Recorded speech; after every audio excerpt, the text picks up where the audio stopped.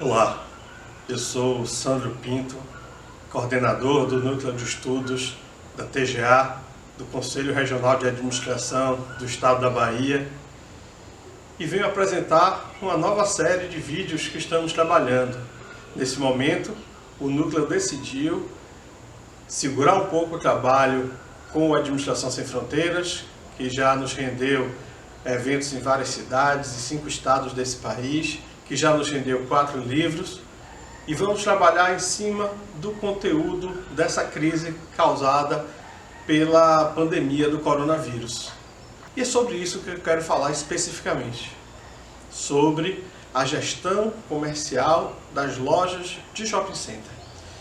As lojas de shopping center têm basicamente, lógico que existem outros tantos, mas eu vou falar em 5 custos que a gente precisa trabalhar.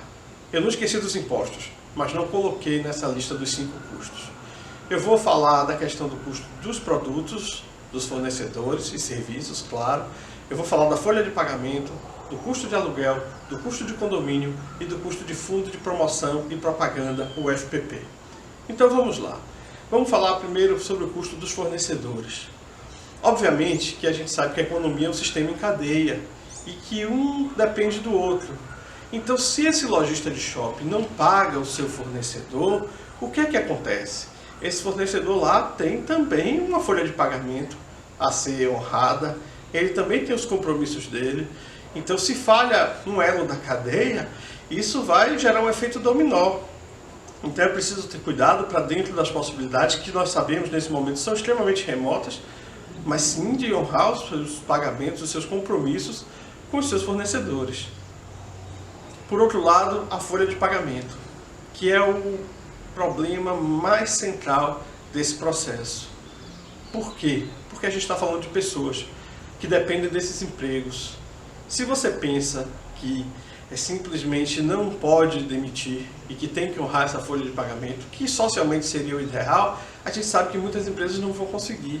E a gente tem que se lembrar que, de repente, salvar 5 empregos agora numa empresa de 10 funcionários, salvar 5 empregos agora e demitir 5 pessoas pode ser muito cruel com a família dessas 5 pessoas, mas vai salvar as outras 5.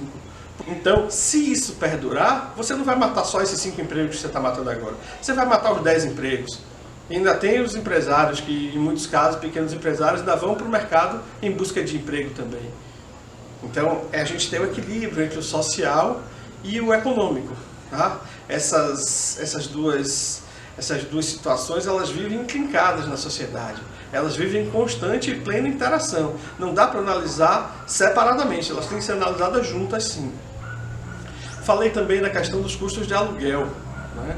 A gente tem 2 situações na nossa cidade.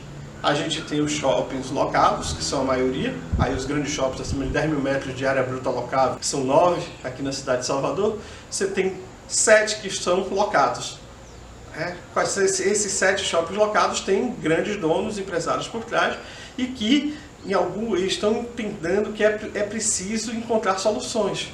Alguns casos já foram para a justiça, no Brasil e em Salvador também, associações de lojistas processando os shoppings para não ter que pagar esse aluguel, mas essa é uma situação bem complexa. Porque quando você vai para os shoppings vendidos, que são 2 entre esses 9, você tem aquela situação do cara que operou aquela loja o tempo todo, chegou a hora de se aposentar, ele alugou aquela loja para ser o sustento de sua família. E agora? Como é que não paga? Então a gente vai ter que encontrar o equilíbrio. Percebo que, novamente, a gente vai ter que não ser radical nessa resposta, e sim encontrar o equilíbrio. Aí a gente tem o 4º custo que eu citei, que é o custo de condomínio. Esse está bastante reduzido por conta de que os shoppings não estão operando. Então você tem uma redução drástica de energia elétrica, de água, de material de uso, material de limpeza. Você tem uma redução muito grande. Mas isso não zera. Por quê? Porque um dos principais custos do condomínio é a folha de pagamento do shopping. Então você não tem como zerar o custo do condomínio para o lojista. E o lojista está com faturamento zero. Como é que ele vai arcar com isso? Então a solução também não é simples. E por fim, o custo de FPP, o Fundo de Promoção e Propaganda, que banca a comunicação dos shoppings. Nesse momento os shoppings não estão comunicando. Alguns estão conseguindo zerar esse custo de fato. Outros que não zeram porque têm compromissos já contratos anuais já firmados, né? Eles estão conseguindo botar o nível bem baixo, mas uma parte está conseguindo zerar. O ideal seria que todos efetivamente zerassem. Mas você veja que ao final, depois de falar desses 5 custos aí que a gente pode ter margem para negociação, que a gente precisa ter margem para negociação, a gente pode responder que a solução é que ela não seja radical.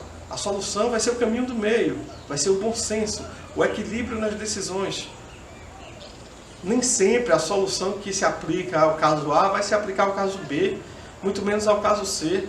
Nós já temos empresas fechando, empresas de varejo, operações de varejo fechando na cidade de Salvador, operações de serviço que já estão comunicando que depois da crise já não voltam mais. Então eu não tenho dúvida em afirmar que quando isso passar, o movimento não vai voltar automaticamente, né? Vai ter um pouco de demanda reprimida, mas que em uma semana será atendida. E aí depois vai ficar o quê? A gente vai ver o resultado dessa diminuição da economia que está acontecendo. E aí as lojas vão demorar muito para recuperar o seu faturamento. Um documento da Associação Brasileira de Shopping Centers prevê que o faturamento normal, o faturamento que a gente já havia conquistado, só retornará após um ano da reabertura. Ou seja, não é um problema de curto prazo, a gente já percebeu isso. Então o que é que a gente precisa? A gente precisa de bom senso, de tranquilidade, para encontrar as melhores soluções, porque os desafios vindouros são muito pesados, mas eu tenho certeza que nós temos condição de enfrentá-los e de vencê-los. Agora, eu convido você a assistir os demais vídeos dos membros do Núcleo de Estudos da TGA, do Conselho Regional de Administração do Estado da Bahia. Muito obrigado por sua atenção.